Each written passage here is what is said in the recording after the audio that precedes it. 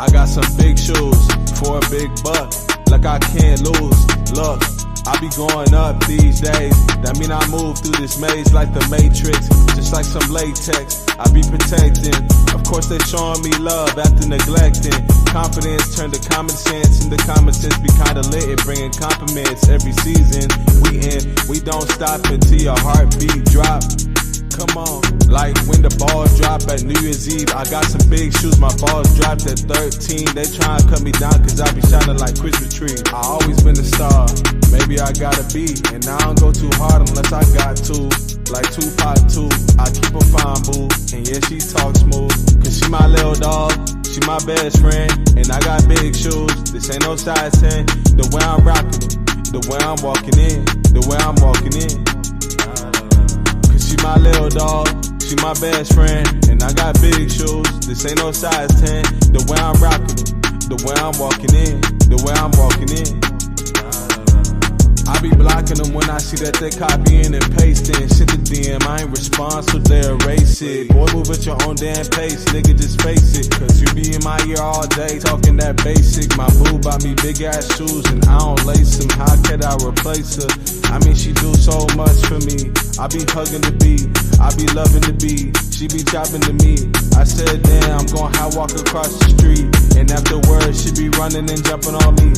Cause she my little dog, she my best friend. And I got big shoes, this ain't no size 10. The way I'm rocking it, the way I'm walking in, the way I'm walking in.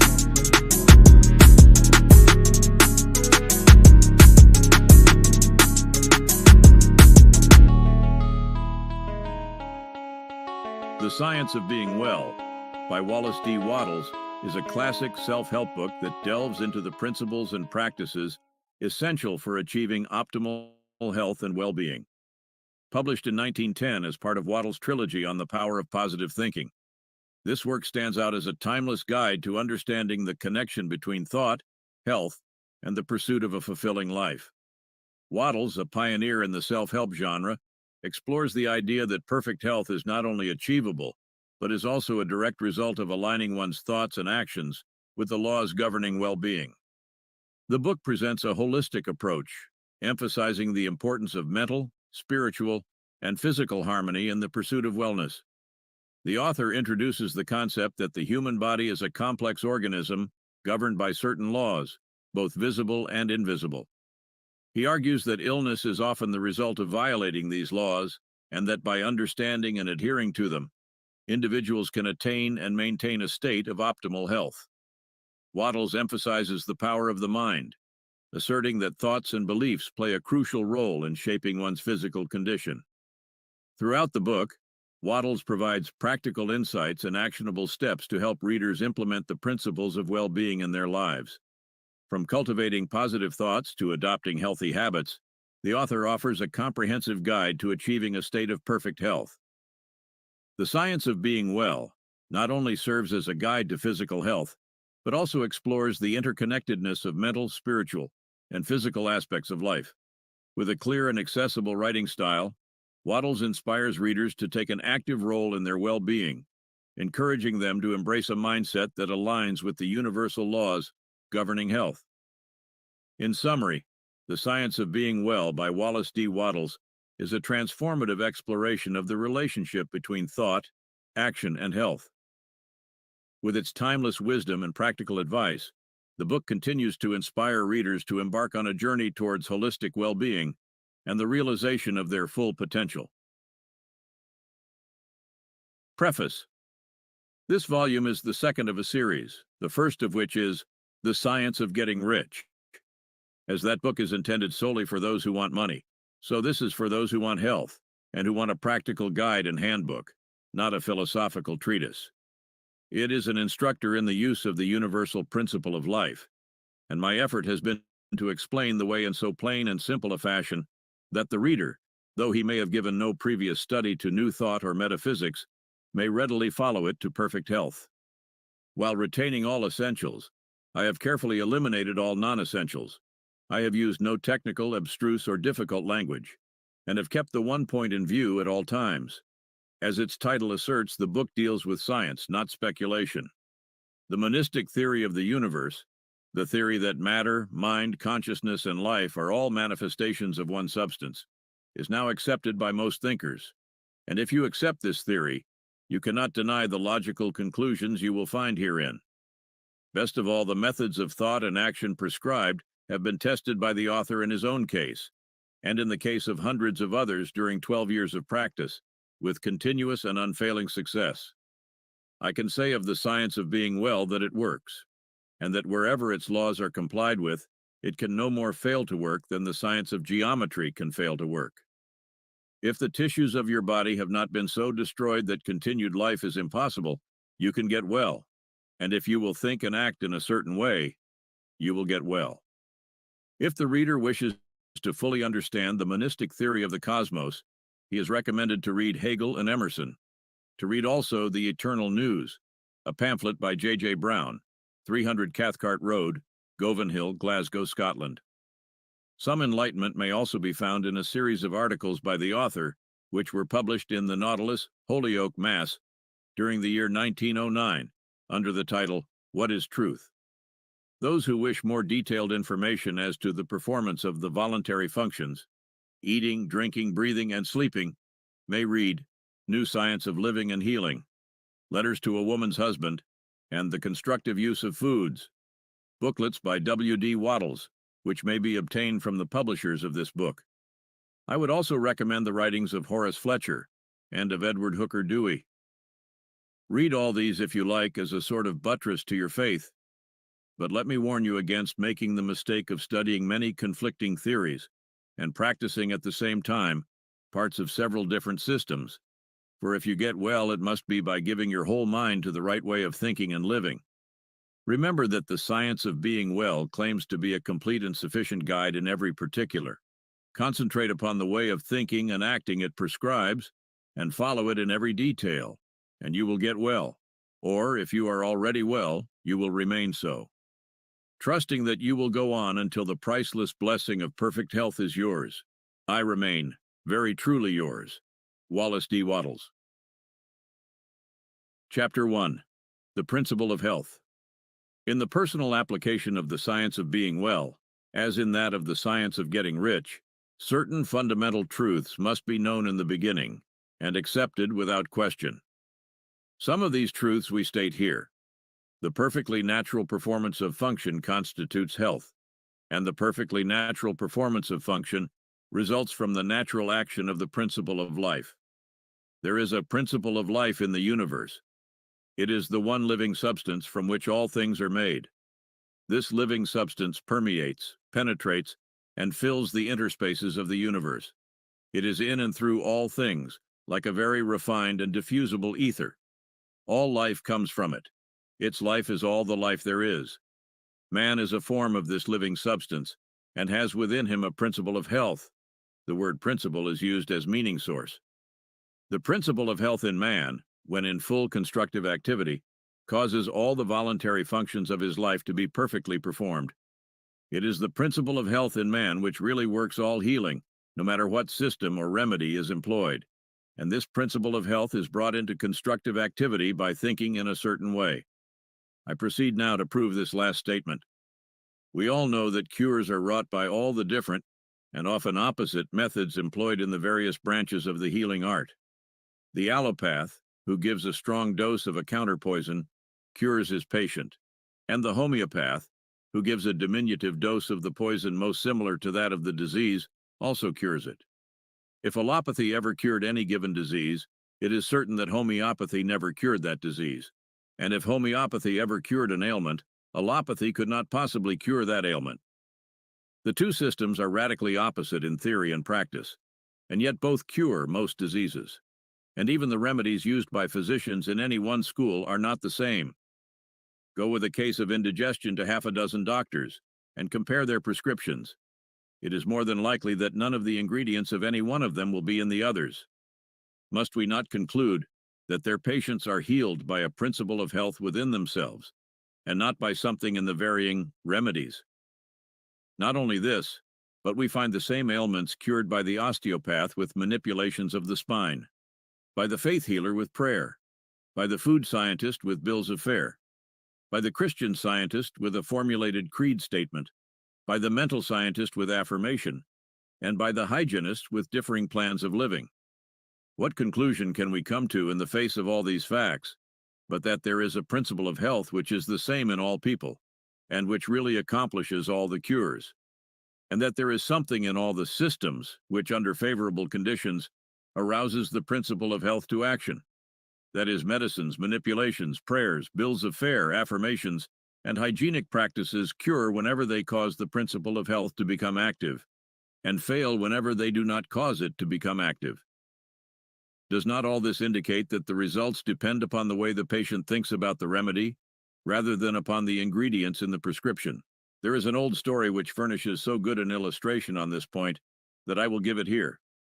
It is said that in the Middle Ages, the bones of a saint, kept in one of the monasteries, were working miracles of healing. On certain days, a great crowd of the afflicted gathered to touch the relics, and all who did so were healed. On the eve of one of these occasions, some sacrilegious rascal gained access to the case in which the wonder-working relics were kept and stole the bones. And in the morning, with the usual crowd of sufferers waiting at the gates, the fathers found themselves shorn of the source of the miracle-working power. They resolved to keep the matter quiet, hoping that by doing so they might find the thief and recover their treasures. And hastening to the cellar of the convent, they dug up the bones of a murderer who had been buried there many years before. These they placed in the case, intending to make some plausible excuse for the failure of the saint to perform his usual miracles on that day. And then they let in the waiting assemblage of the sick and infirm. To the intense astonishment of those in the secret, the bones of the malefactor proved as efficacious as those of the saint, and the healing went on as before. One of the fathers is said to have left a history of the occurrence, in which he confessed that, in his judgment, the healing power had been in the people themselves all the time, and never in the bones at all. Whether the story is true or not, the conclusion applies to all the cures wrought by all the systems. The power that heals is in the patient himself, and whether it shall become active or not does not depend upon the physical or mental means used, but upon the way the patient thinks about these means. There is a universal principle of life, as Jesus taught, a great spiritual healing power, and there is a principle of health in man which is related to this healing power. This is dormant or active according to the way a man thinks. He can always quicken it into activity by thinking in a certain way. Your getting well does not depend upon the adoption of some system or the finding of some remedy. People with your identical ailments have been healed by all systems and all remedies. It does not depend upon climate. Some people are well, and others are sick in all climates. It does not depend upon avocation, unless in case of those who work under poisonous conditions. People are well in all trades and professions. Your getting well depends upon your beginning to think and act in a certain way. The way a man thinks about things is determined by what he believes about them. His thoughts are determined by his faith, and the results depend upon his making a personal application of his faith. If a man has faith in the efficacy of a medicine and is able to apply that faith to himself, that medicine will certainly cause him to be cured. But though his faith be great, he will not be cured unless he applies it to himself. Many sick people have faith for others, but none for themselves. So if he has faith in a system of diet and can personally apply that faith, it will cure him. And if he has faith in prayers and affirmations and personally applies his faith, prayers and affirmations will cure him. Faith, personally applied, cures, and no matter how great the faith or how persistent the thought, it will not cure without personal application. The science of being well, then, includes the two fields of thought and action. To be well, it is not enough that man should merely think in a certain way. He must apply his thought to himself, and he must express and externalize it in his outward life by acting in the same way that he thinks. Chapter 2. The Foundations of Faith. Before man can think in the certain way which will cause his diseases to be healed, he must believe in certain truths which are here stated. All things are made from one living substance, which in its original state permeates, penetrates, and fills the interspaces of the universe. While all visible things are made from it, yet this substance, In its first formless condition is in and through all the visible forms that it has made. Its life is in all, and its intelligence is in all. This substance creates by thought, and its method is by taking the form of that which it thinks about. The thought of a form held by this substance causes it to assume that form. The thought of a motion causes it to institute that motion. Forms are created by this substance in moving itself into certain attitudes or positions. When original substance wishes to create a given form, it thinks of the motions which will produce that form. When it wishes to create a world, it thinks of the motions, perhaps extending through ages, which will result in its coming into the attitude and form of the world, and these motions are made. When it wishes to create an oak tree, it thinks of the sequences of movement, perhaps extending through ages, which will result in the form of an oak tree, and these motions are made. The particular sequences of motion by which differing forms should be produced were established in the beginning. They are changeless. Certain motions instituted in the formless substance will forever produce certain forms. Man's body is formed from the original substance and is the result of certain motions, which first existed as thoughts of original substance. The motions which produce, renew, and repair the body of man are called functions, and these functions are of two classes: voluntary and involuntary. The involuntary functions are under the control of the principle of health in man, and are performed in a perfectly healthy manner so long as man thinks in a certain way. The voluntary functions of life are eating, drinking, breathing, and sleeping. These, entirely or in part, are under the direction of man's conscious mind, and he can perform them in a perfectly healthy way if he will. If he does not perform them in a healthy way, he cannot long be well. So we see that if man thinks in a certain way, and eats, drinks, breathes, and sleeps in a corresponding way, he will be well.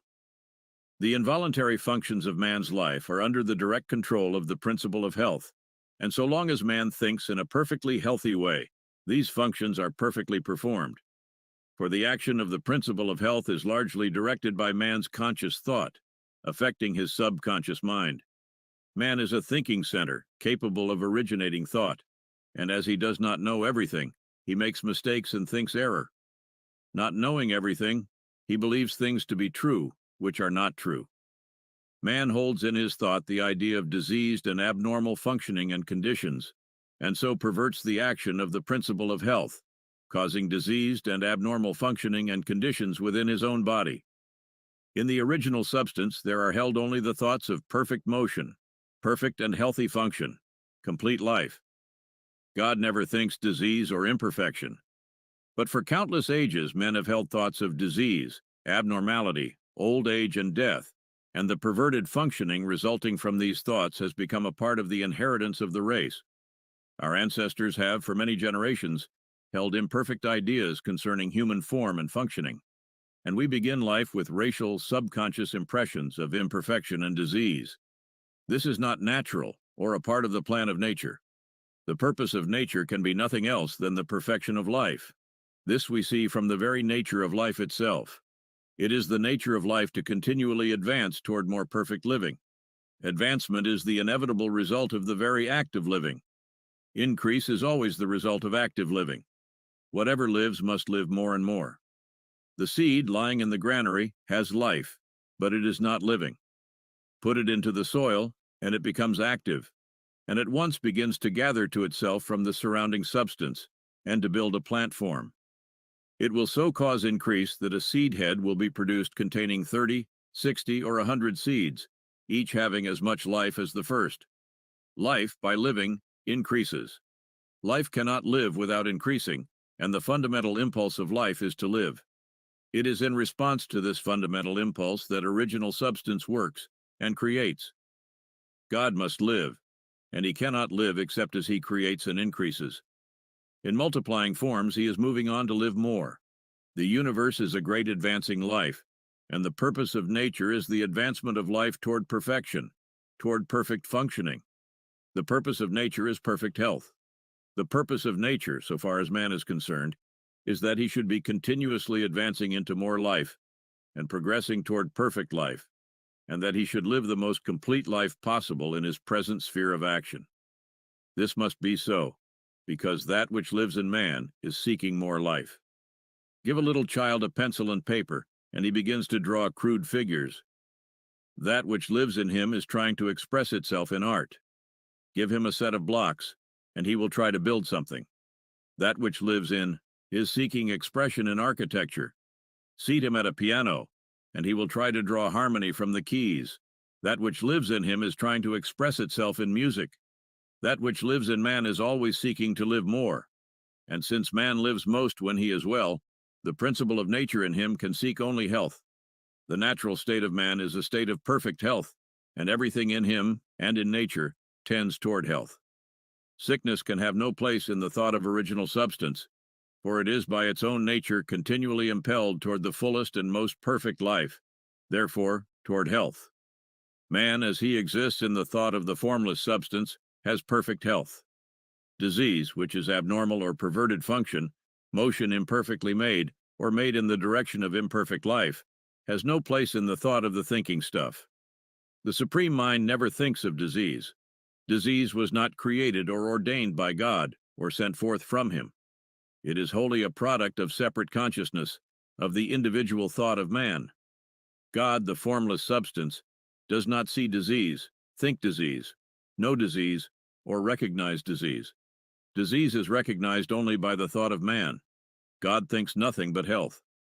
From all the foregoing, we see that health is a fact or truth in the original substance from which we are all formed, and that disease is imperfect functioning, resulting from the imperfect thoughts of men, past and present. If man's thoughts of himself had always been those of perfect health, man could not possibly now be otherwise than perfectly healthy. Man in perfect health is the thought of original substance, and man in imperfect health is the result of his own failure to think perfect health, and to perform the voluntary functions of life in a healthy way. We will here arrange in a syllabus the basic truths of the science of being well. There is a thinking substance from which all things are made, and which in its original state permeates, penetrates, and fills the interspaces of the universe. It is the life of all. The thought of a form in this substance causes the form. The thought of a motion produces the motion. In relation to man, the thoughts of this substance are always of perfect functioning and perfect health. Man is a thinking center, capable of original thought, and his thought has power over his own functioning. By thinking imperfect thoughts, he has caused imperfect and perverted functioning, and by performing the voluntary functions of life in a perverted manner, he is assisted in causing disease. If man will think only thoughts of perfect health, he can cause within himself the functioning of perfect health. All the power of life will be exerted to assist him. But this healthy functioning will not continue unless man performs the external or voluntary functions of living in a healthy manner.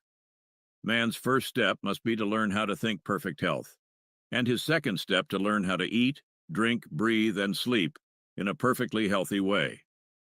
If man takes these two steps, he will certainly become well and remain so. Chapter 3. Life and its Organisms. The human body is the abiding place of an energy which renews it when worn, which eliminates waste or poisonous matter, and which repairs the body when broken or injured. This energy we call life. Life is not generated or produced within the body, it produces the body. The seed which has been kept in the storehouse for years will grow when planted in the soil. It will produce a plant. But the life in the plant is not generated by its growing. It is the life which makes the plant grow. The performance of function does not cause life. It is life which causes function to be performed. Life is first, function afterward. It is life which distinguishes organic from inorganic matter, but it is not produced after the organization of matter. Life is the principle or force which causes organization. It builds organisms. It is a principle or force inherent in original substance. All life is one. This life principle of the all is the principle of health in man, and becomes constructively active whenever man thinks in a certain way. Whoever therefore thinks in this certain way will surely have perfect health if his external functioning is in conformity with his thought. But the external functioning must conform to the thought. Man cannot hope to be well by thinking health if he eats, drinks, breathes, and sleeps like a sick man. The universal life principle, then, is the principle of health in man. It is one with original substance. There is one original substance from which all things are made. This substance is alive, and its life is the principle of life of the universe. This substance has created from itself all the forms of organic life by thinking them, or by thinking the motions and functions which produce them. Original substance thinks only health, because it knows all truth. There is no truth which is not known in the formless, which is all and in all. It not only knows all truth, but it has all power. Its vital power is the source of all the energy there is. A conscious life which knows all truth and which has all power cannot go wrong or perform function imperfectly. Knowing all, it knows too much to go wrong, and so the formless cannot be diseased or think disease. Man is a form of this original substance, and has a separate consciousness of his own, but his consciousness is limited, and therefore imperfect. By reason of his limited knowledge, man can and does think wrongly, and so he causes perverted and imperfect functioning in his own body. Man has not known too much to go wrong. The diseased or imperfect functioning may not instantly result from an imperfect thought, but it is bound to come if the thought becomes habitual. Any thought continuously held by man tends to the establishment of the corresponding condition in his body. Also, man has failed to learn how to perform the voluntary functions of his life in a healthy way. He does not know when, what, and how to eat. He knows little about breathing and less about sleep. He does all these things in a wrong way and under wrong conditions, and this because he has neglected to follow the only sure guide to the knowledge of life. He has tried to live by logic rather than by instinct. He has made living a matter of art and not of nature, and he has gone wrong. His only remedy is to begin to go right, and this he can surely do. It is the work of this book to teach the whole truth, so that the man who reads it shall know too much to go wrong. The thoughts of disease produce the forms of disease. Man must learn to think health, and being original substance which takes the form of its thoughts, he will become the form of health and manifest perfect health in all his functioning. The people who were healed by touching the bones of the saint were really healed by thinking in a certain way, and not by any power emanating from the relics. There is no healing power in the bones of dead men, whether they be those of saint or sinner.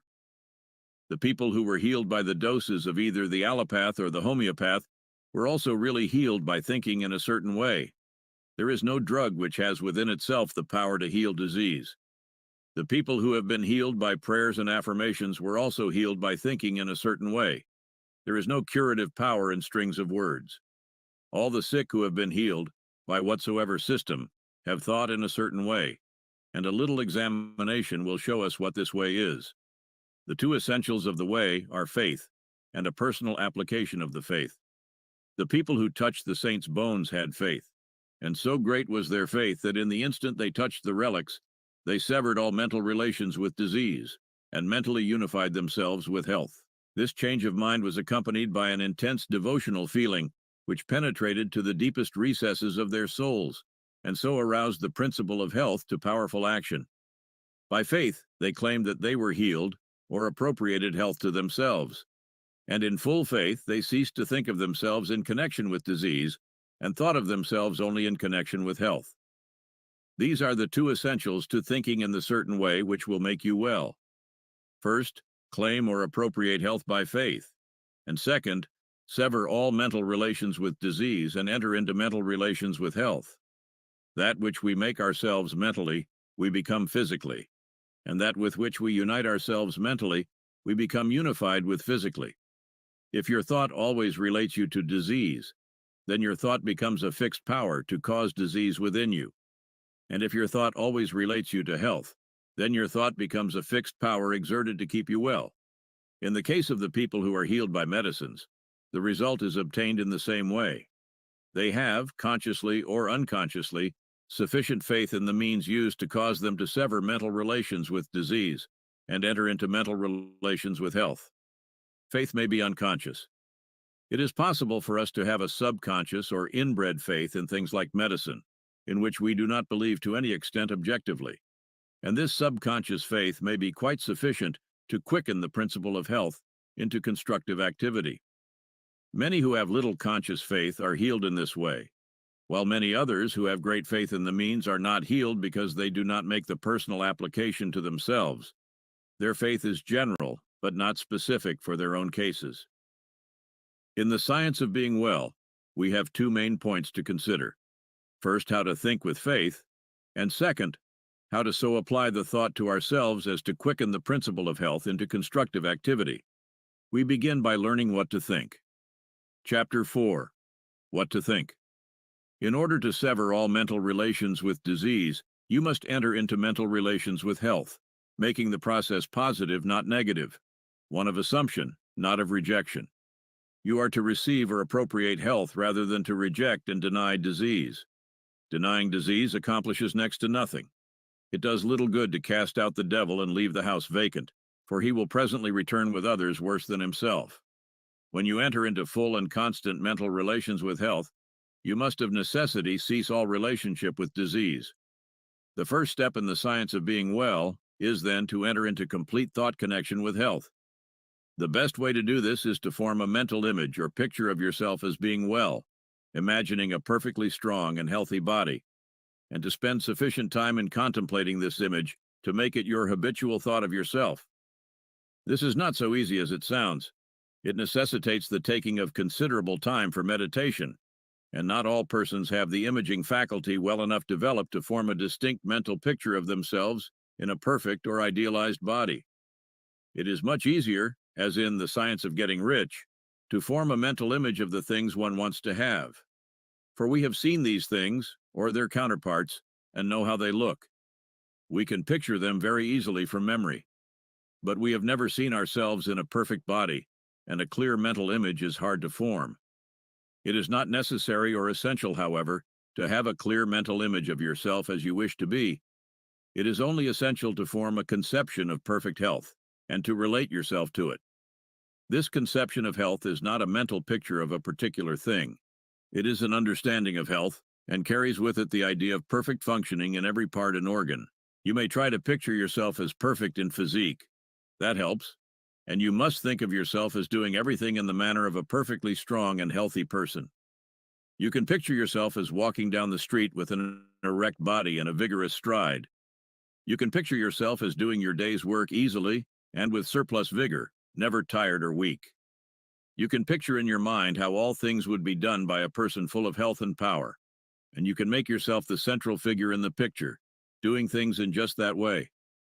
Never think of the ways in which weak or sickly people do things. Always think of the way strong people do things. Spend your leisure time in thinking about the strong way until you have a good conception of it. And always think of yourself in connection with the strong way of doing things. That is what I mean by having a conception of health. In order to establish perfect functioning in every part, man does not have to study anatomy or physiology, so that he can form a mental image of each separate organ and address himself to it. He does not have to treat his liver, his kidneys, his stomach, or his heart. There is one principle of health in man, which has control over all the involuntary functions of his life, and the thought of perfect health, impressed upon this principle, will reach each part and organ. Man's liver is not controlled by a liver principle, his stomach by a digestive principle, and so on. The principle of health is one. The less you go into the detailed study of physiology, the better for you. Our knowledge of this science is very imperfect and leads to imperfect thought. Imperfect thought causes imperfect functioning, which is disease. Let me illustrate. Until quite recently, physiology fixed 10 days as the extreme limit of man's endurance without food. It was considered that only in exceptional cases could he survive a longer fast. So the impression became universally disseminated that one who was deprived of food must die in from 5 to 10 days, and numbers of people, when cut off from food by shipwreck, accident, or famine, did die within this period. But the performances of Dr. Tanner, the 40-day faster, and the writings of Dr. Dewey and others on the fasting cure, together with the experiments of numberless people who have fasted from 40 to 60 days, have shown that man's ability to live without food is vastly greater than had been supposed. Any person, properly educated, can fast from 20 to 40 days with little loss in weight, and often with no apparent loss of strength at all. The people who starved to death in 10 days or less did so because they believed that death was inevitable. An erroneous physiology had given them a wrong thought about themselves. When a man is deprived of food, he will die in from 10 to 50 days, according to the way he has been taught, or in other words, according to the way he thinks about it. So you see that an erroneous physiology can work very mischievous results. No science of being well can be founded on current physiology. It is not sufficiently exact in its knowledge. With all its pretensions, comparatively little is really known as to the interior workings and processes of the body. It is not known just how food is digested. It is not known just what part food plays, if any, in the generation of force. It is not known exactly what the liver, spleen, and pancreas are for, or what part their secretions play in the chemistry of assimilation. On all these and most other points we theorize, but we do not really know. When man begins to study physiology, he enters the domain of theory and disputation. He comes among conflicting opinions, and he is bound to form mistaken ideas concerning himself. These mistaken ideas lead to the thinking of wrong thoughts, and this leads to perverted functioning and disease. All that the most perfect knowledge of physiology could do for man would be to enable him to think only thoughts of perfect health, and to eat, drink, breathe, and sleep in a perfectly healthy way. And this, as we shall show, he can do without studying physiology at all. This, for the most part, is true of all hygiene. There are certain fundamental propositions which we should know, and these will be explained in later chapters. But aside from these propositions, ignore physiology and hygiene. They tend to fill your mind with thoughts of imperfect conditions, and these thoughts will produce the imperfect conditions in your own body. You cannot study any science which recognizes disease if you are to think nothing but health. Drop all investigation as to your present condition, its causes or possible results, and set yourself to the work of forming a conception of health. Think about health and the possibilities of health, of the work that may be done and the pleasures that may be enjoyed in a condition of perfect health.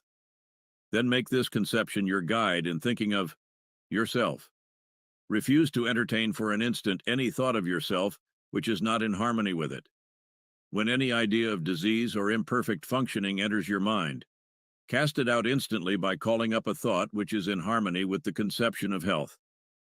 Think of yourself at all times as realizing conception, as being a strong and perfectly healthy personage, and do not harbor a contrary thought. Know that as you think of yourself in unity with this conception, the original substance which permeates and fills the tissues of your body is taking form according to the thought, and know that this intelligent substance or mind stuff will cause function to be performed in such a way that your body will be rebuilt with perfectly healthy cells. The intelligent substance, from which all things are made, permeates and penetrates all things, and so it is in and through your body. It moves according to its thoughts, and so if you hold only the thoughts of perfectly healthy function, it will cause the movements of perfectly healthy function within you. Hold with persistence to the thought of perfect health in relation to yourself. Do not permit yourself to think in any other way. Hold this thought with perfect faith that it is the fact, the truth. It is the truth so far as your mental body is concerned. You have a mind body and a physical body. The mind body takes form just as you think of yourself, and any thought which you hold continuously is made visible by the transformation of the physical body into its image. Implanting the thought of perfect functioning in the mind body will, in due time, cause perfect functioning in the physical body. The transformation of the physical body into the image of the ideal held by the mind body is not accomplished instantaneously. We cannot transfigure our physical bodies at will as Jesus did. In the creation and recreation of forms, substance moves along the fixed lines of growth it has established, and the impression upon it of the health thought causes the healthy body to be built cell by cell. Holding only thoughts of perfect health will ultimately cause perfect functioning, and perfect functioning will in due time produce a perfectly healthy body. It may be as well to condense this chapter into a syllabus. Your physical body is permeated and fitted with an intelligent substance, which forms a body of mind stuff. This mind stuff controls the functioning of your physical body. A thought of disease or of imperfect function, impressed upon the mind stuff, causes disease or imperfect functioning in the physical body. If you are diseased, it is because wrong thoughts have made impressions on this mind stuff. These may have been either your own thoughts or those of your parents. We begin life with many subconscious impressions, both right and wrong. But the natural tendency of all mind is toward health, and if no thoughts are held in the conscious mind save those of health, all internal functioning will come to be performed in a perfectly healthy manner. The power of nature within you is sufficient to overcome all hereditary impressions, and if you will learn to control your thoughts so that you shall think only those of health, and if you will perform the voluntary functions of life in a perfectly healthy way, you can certainly be well. Chapter 5. Faith. The principle of health is moved by faith. Nothing else can call it into action, and only faith can enable you to relate yourself to health and sever your relation with disease in your thoughts. You will continue to think of disease unless you have faith in health. If you do not have faith, you will doubt. If you doubt, you will fear. And if you fear, you will relate yourself in mind to that which you fear. If you fear disease, you will think of yourself in connection with disease, and that will produce within yourself the form and motions of disease. Just as original substance creates from itself the forms of its thoughts, so your mind-body, which is original substance, takes the form and motion of whatever you think about. If you fear disease, dread disease, have doubts about your safety from disease, or if you even contemplate disease, you will connect yourself with it and create its forms and motions within you. Let me enlarge somewhat upon this point. The potency or creative power of a thought is given to it by the faith that is in it. Thoughts which contain no faith create no forms. The formless substance, which knows all truth and therefore thinks only truth, has perfect faith in every thought, because it thinks only truth, and so all its thoughts create. But if you will imagine a thought in formless substance in which there was no faith, you will see that such a thought could not cause the substance to move or take form. Keep in mind the fact that only those thoughts which are conceived in faith have creative energy. Only those thoughts which have faith with them are able to change function, or to quicken the principle of health into activity. If you do not have faith in health, you will certainly have faith in disease. If you do not have faith in health, it will do you no good to think about health, for your thoughts will have no potency and will cause no change for the better in your conditions. If you do not have faith in health, I repeat, you will have faith in disease. And if, under such conditions, you think about health for 10 hours a day and think about disease for only a few minutes, the disease thought will control your condition because it will have the potency of faith, while the health thought will not. Your mind-body will take on the form and motions of disease and retain them, because your health thought will not have sufficient dynamic force to change form or motion. In order to practice the science of being well, I got some big shoes for a big buck, like I can't lose. Look, I be going up these days. That mean I move through this maze like the Matrix, just like some latex. I be protecting. Of course they showing me love after neglecting. Confidence turned to common sense, and the common sense be kinda lit. It bringing compliments every season. We don't stop until your heartbeat drop. Come on, like when the balls drop at New Year's Eve. I got some big shoes, my balls dropped at 13. They tryna cut me down cause I be shining like Christmas tree. I always been a star, maybe I gotta be. And I don't go too hard unless I got to. Like Tupac too, I keep a fine boo. And yeah, she talk smooth, cause she my little dog, she my best friend. And I got big shoes, this ain't no size 10. The way I'm rocking it, the way I'm walking in, the way I'm walking in. She my little dog, she my best friend. And I got big shoes, this ain't no size 10. The way I'm rocking them, the way I'm walking in, the way I'm walking in. I be blocking them when I see that they copying and pasting. Shit the DM, I ain't respond, so they erase it. Boy, move at your own damn pace, nigga, just face it. Cause you be in my ear all day, talking that basic. My boo bought me big ass shoes and I don't lace them. How could I replace her? I mean, she do so much for me. I be hugging the beat, I be loving the beat. She be chopping to me. I said, damn, I'm gon' walk across the street. And afterwards, she be running and jumping on me. Cause she my little dog, she my best friend. And I got big shoes, this ain't no size 10. The way I'm rocking it, the way I'm walking in, the way I'm walking in.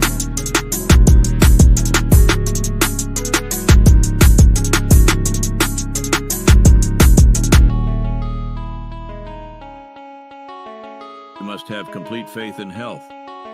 Faith begins in belief, and we now come to the question, what must you believe in order to have faith in health?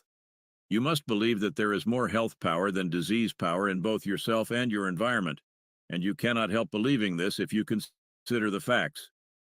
These are the facts. There is a thinking substance from which all things are made, and which in its original state permeates, penetrates, and fills the interspaces of the universe. The thought of a form in this substance produces the form. The thought of a motion institutes the motion.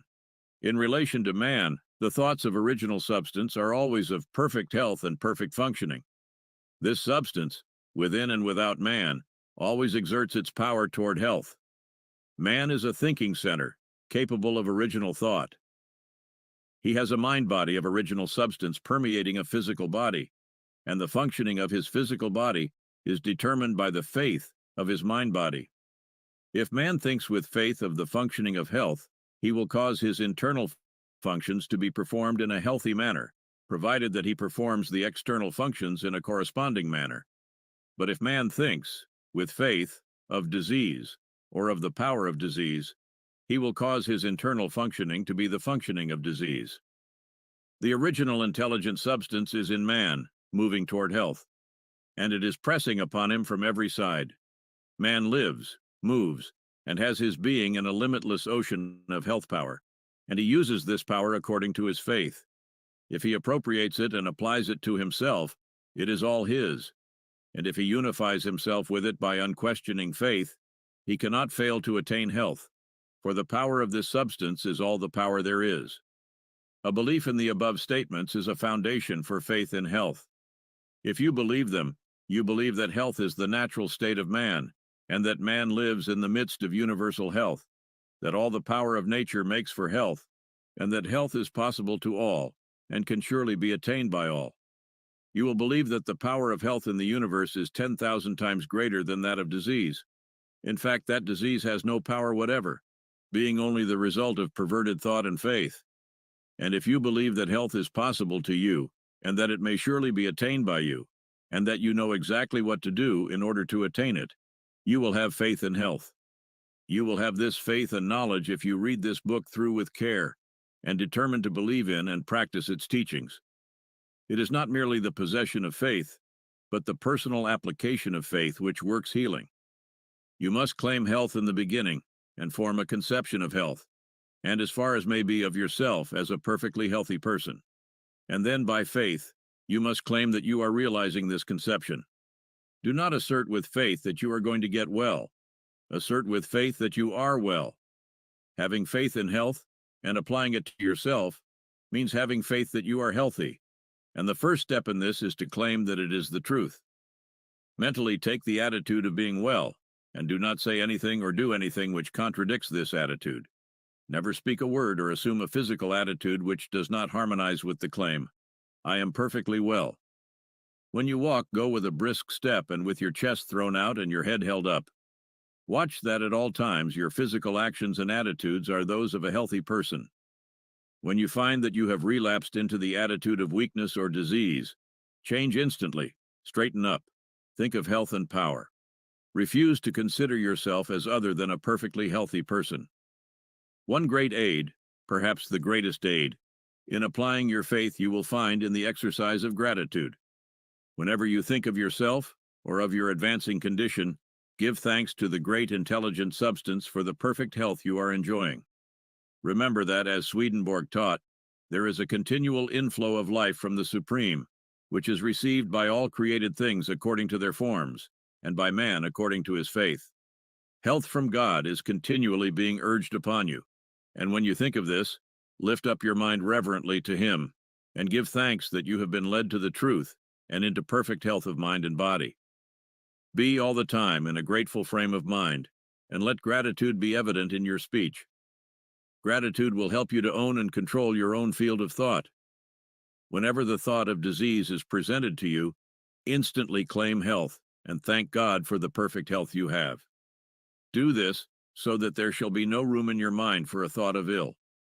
Every thought connected in any way with ill health is unwelcome, and you can close the door of your mind in its face by asserting that you are well. and by reverently thanking God that it is so. Soon the old thoughts will return no more. Gratitude has a twofold effect. It strengthens your own faith, and it brings you into close and harmonious relations with the Supreme. You believe that there is one intelligent substance from which all life and all power come. You believe that you receive your own life from this substance, and you relate yourself closely to it by feeling continuous gratitude. It is easy to see that the more closely you relate yourself to the source of life, the more readily you may receive life from it. And it is easy also to see that your relation to it is a matter of mental attitude. We cannot come into physical relationship with God, for God is mind stuff and we also are mind stuff. Our relation with Him must therefore be a mind relation. It is plain then that the man who feels deep and hearty gratitude will live in closer touch with God than the man who never looks up to Him in thankfulness. The ungrateful or unthankful mind really denies that it receives at all, and so cuts its connection with the Supreme. The grateful mind is always looking toward the Supreme, and is always open to receive from it, and it will receive continually. The principle of health in man receives its vital power from the principle of life in the universe, and man relates himself to the principle of life by faith in health, and by gratitude for the health he receives. Man may cultivate both faith and gratitude by the proper use of his will. Chapter the 6th. Use of the Will. In the practice of the science of being well, the will is not used to compel yourself to go when you are not really able to go, or to do things when you are not physically strong enough to do them. You do not direct your will upon your physical body, or try to compel the proper performance of internal function by willpower. You direct the will upon the mind, and use it in determining what you shall believe, what you shall think, and to what you shall give your attention. The will should never be used upon any person or thing external to you, and it should never be used upon your own body. The sole legitimate use of the will is in determining to what you shall give your attention, and what you shall think about the things to which your attention is given. All belief begins in the will to believe. You cannot always and instantly believe what you will to believe, but you can always will to believe what you want to believe. You want to believe truth about health, and you can will to do so.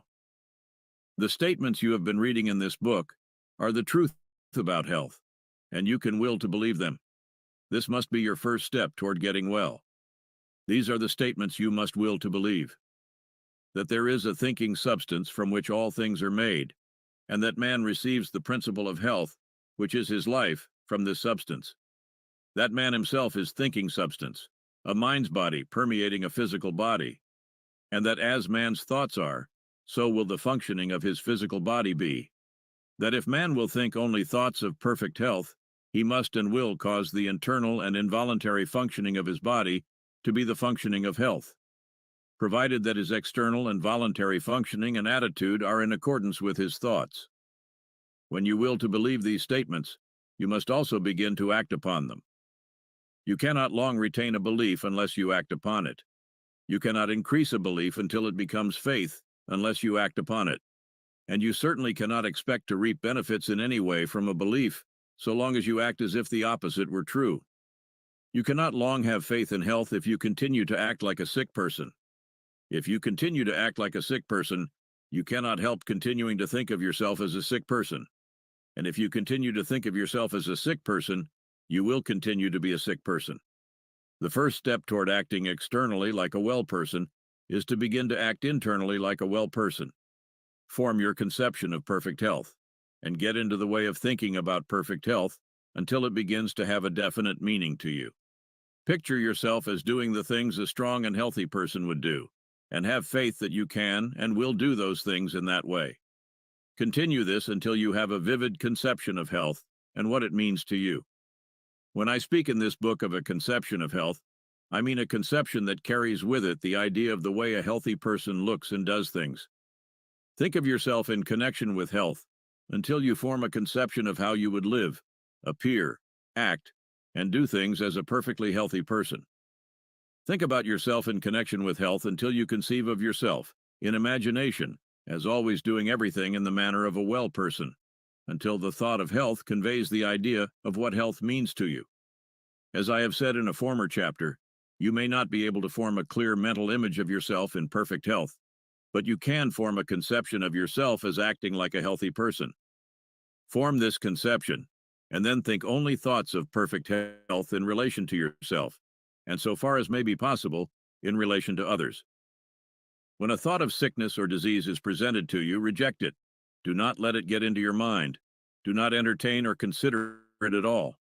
Meet it by thinking health, by thinking that you are well, and by being sincerely grateful for the health you are receiving. Whenever suggestions of disease are coming thick and fast upon you, and you are in a tight place, fall back upon the exercise of gratitude. Connect yourself with the Supreme. Give thanks to God for the perfect health He gives you, and you will soon find yourself able to control your thoughts and to think what you want to think. In times of doubt, trial, and temptation, the exercise of gratitude is always a sheet anchor, which will prevent you from being swept away. Remember that the great essential thing is to sever all mental relations with disease and to enter into full mental relationship with health. This is the key to all mental healing. It is the whole thing. Here we see the secret of the great success of Christian Science. More than any other formulated system of practice, it insists that its converts shall sever relations with disease and relate themselves fully with health. The healing power of Christian Science is not in its theological formulae, nor in its denial of matter, but in the fact that it induces the sick to ignore disease as an unreal thing and accept health by faith as a reality. Its failures are made because its practitioners, while thinking in the certain way, do not eat, drink, breathe, and sleep in the same way. While there is no healing power in the repetition of strings of words, yet it is a very convenient thing to have the central thoughts so formulated that you can repeat them readily, so that you can use them as affirmations whenever you are surrounded by an environment which gives you adverse suggestions. When those around you begin to talk of sickness and death, close your ears and mentally assert something like the following. There is one substance, and I am that substance. That substance is eternal, and it is life. I am that substance, and I am eternal life. That substance knows no disease. I am that substance, and I am health. Exercise your willpower in choosing only those thoughts which are thoughts of health, and arrange your environment so that it shall suggest thoughts of health. Do not have about you books, pictures, or other things which suggest death, disease, deformity, weakness, or age. Have only those which convey the ideas of health, power, joy, vitality, and youth. When you are confronted with a book or anything else which suggests disease, do not give it your attention. Think of your conception of health and your gratitude, and affirm as above. Use your willpower to fix your attention upon thoughts of health. In a future chapter, I shall touch upon this point again. What I wish to make plain here is that you must think only health, recognize only health, and give your attention only to health, and that you must control thought, recognition, and attention by the use of your will. Do not try to use your will to compel the healthy performance of function within you. The principle of health will attend to that if you give your attention only to thoughts of health. Do not try to exert your will upon the formless to compel it to give you more vitality or power. It is already placing all the power there is at your service. You do not have to use your will to conquer adverse conditions or to subdue unfriendly forces. There are no unfriendly forces. There is only one force, and that force is friendly to you. It is a force which makes for health. Everything in the universe wants you to be well. You have absolutely nothing to overcome but your own habit of thinking in a certain way about disease, and you can do this only by forming a habit of thinking in another certain way about health. Man can cause all the internal functions of his body to be performed in a perfectly healthy manner by continuously thinking in a certain way, and by performing the external functions in a certain way. He can think in this certain way by controlling his attention, and he can control his attention by the use of his will. He can decide what things he will think about. Chapter 7. Health from God. I will give a chapter here to explaining how man may receive health from the Supreme. By the Supreme, I mean the thinking substance from which all things are made, and which is in all and through all, seeking more complete expression and fuller life. This intelligent substance, in a perfectly fluid state, permeates and penetrates all things, and is in touch with all minds. It is the source of all energy and power, and constitutes the inflow of life which Swedenborg saw, vitalizing all things. It is working to one definite end, and for the fulfillment of one purpose, and that purpose is the advancement of life toward the complete expression of mind. When man harmonizes himself with this intelligence, it can and will give him health and wisdom. When man holds steadily to the purpose to live more abundantly, he comes into harmony with this supreme intelligence. The purpose of the supreme intelligence is the most abundant life for all. The purpose of this supreme intelligence for you is that you should live more abundantly. If then your own purpose is to live more abundantly, you are unified with the Supreme. You are working with it, and it must work with you. But as the supreme intelligence is in all, if you harmonize with it, you must harmonize with all, and you must desire more abundant life for all, as well as for yourself. Two great benefits come to you from being in harmony with the supreme intelligence. First, you will receive wisdom. By wisdom, I do not mean knowledge of facts so much as ability to perceive and understand facts, and to judge soundly and act rightly in all matters relating to life. Wisdom is the power to perceive truth, and the ability to make the best use of the knowledge of truth. It is the power to perceive at once the best end to aim at, and the means best adapted to attain that end. With wisdom comes poise, and the power to think rightly, to control and guide your thoughts, and to avoid the difficulties which come from wrong thinking. With wisdom, you will be able to select the right courses for your particular needs, and to so govern yourself in all ways as to secure the best results. You will know how to do what you want to do. You can readily see that wisdom must be an essential attribute of the supreme intelligence, since that which knows all truth must be wise. And you can also see that just in proportion as you harmonize and unify your mind with that intelligence, you will have wisdom. But I repeat that since this intelligence is all, and in all, you can enter into its wisdom only by harmonizing with all. If there is anything in your desires or your purpose which will bring oppression to any, or work injustice to, or cause lack of life for any, you cannot receive wisdom from the Supreme. Furthermore, your purpose for your own self must be the best. Man can live in three general ways: for the gratification of his body, for that of his intellect, or for that of his soul. The first is accomplished by satisfying the desires for food, drink, and those other things which give enjoyable physical sensations. The second is accomplished by doing those things which cause pleasant mental sensations, such as gratifying the desire for knowledge, or those for fine clothing, fame, power, and so on.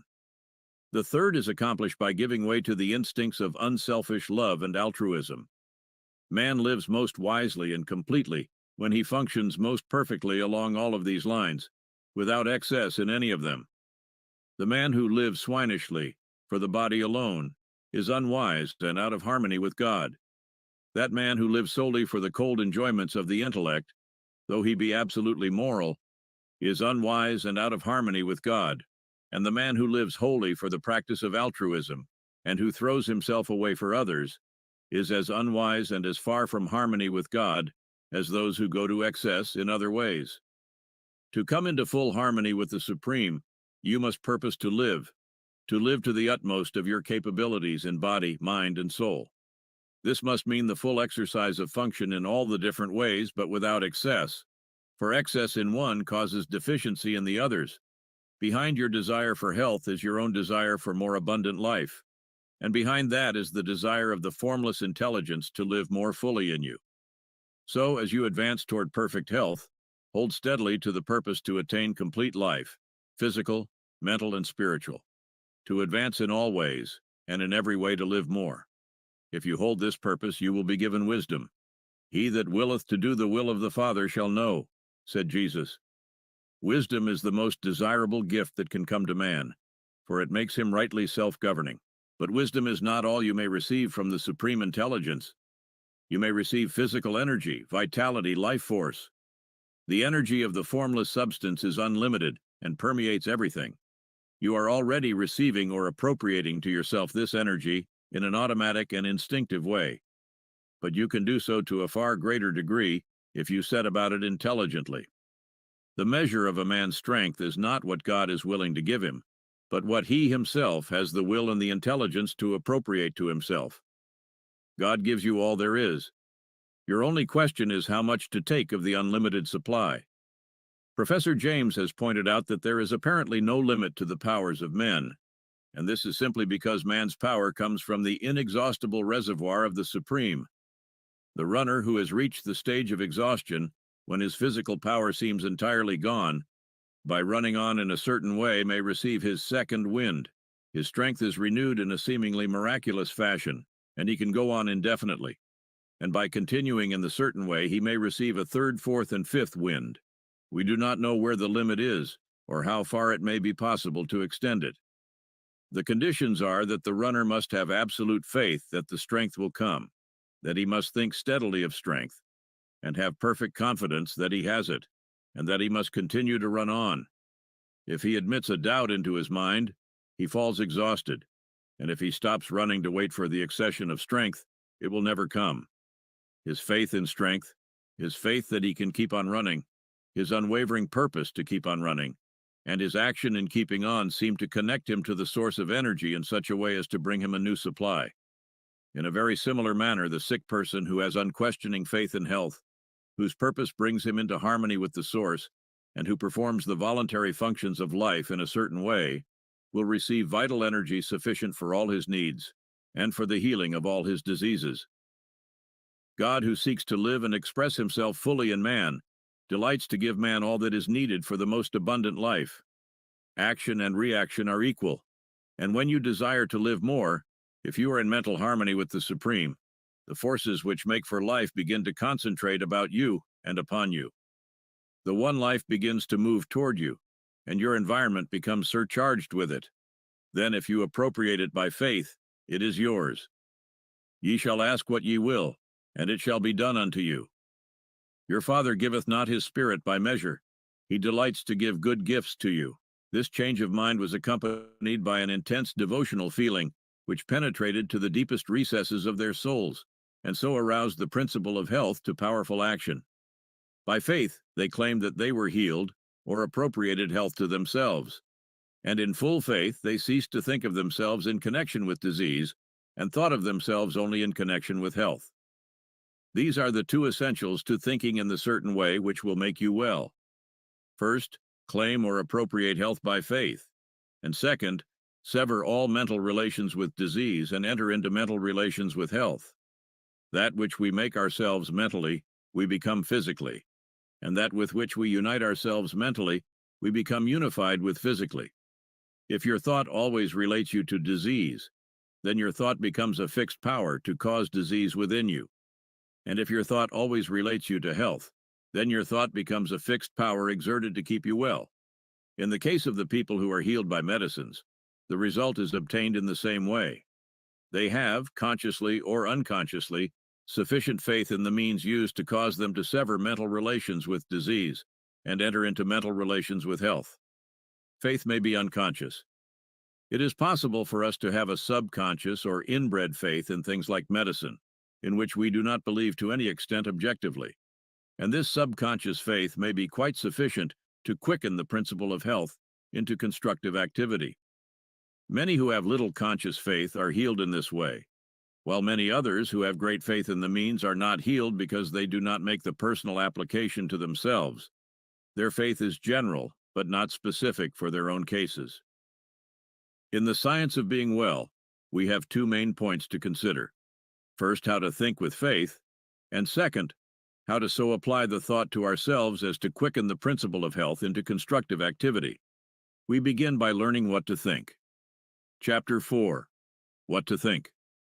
In order to sever all mental relations with disease, you must enter into mental relations with health, making the process positive, not negative, one of assumption, not of rejection. You are to receive or appropriate health rather than to reject and deny disease. Denying disease accomplishes next to nothing. It does little good to cast out the devil and leave the house vacant, for he will presently return with others worse than himself. When you enter into full and constant mental relations with health, you must of necessity cease all relationship with disease. The first step in the science of being well is then to enter into complete thought connection with health.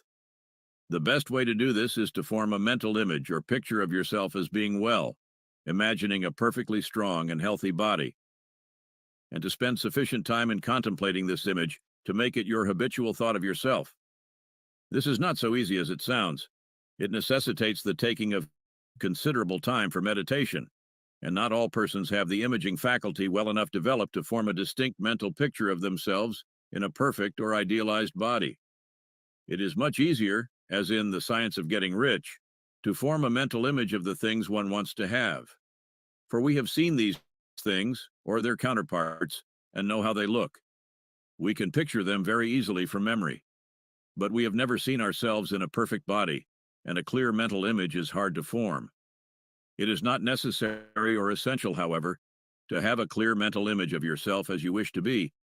It is only essential to form a conception of perfect health, and to relate yourself to it. This conception of health is not a mental picture of a particular thing. It is an understanding of health, and carries with it the idea of perfect functioning in every part and organ.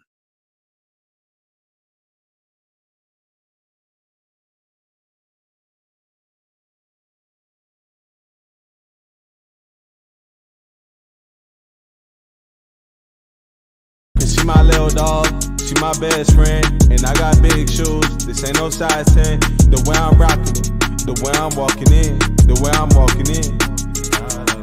Cause she my little dog, she my best friend, and I got big shoes, this ain't no size 10. The way I'm rocking it, the way I'm walking in, the way I'm walking in.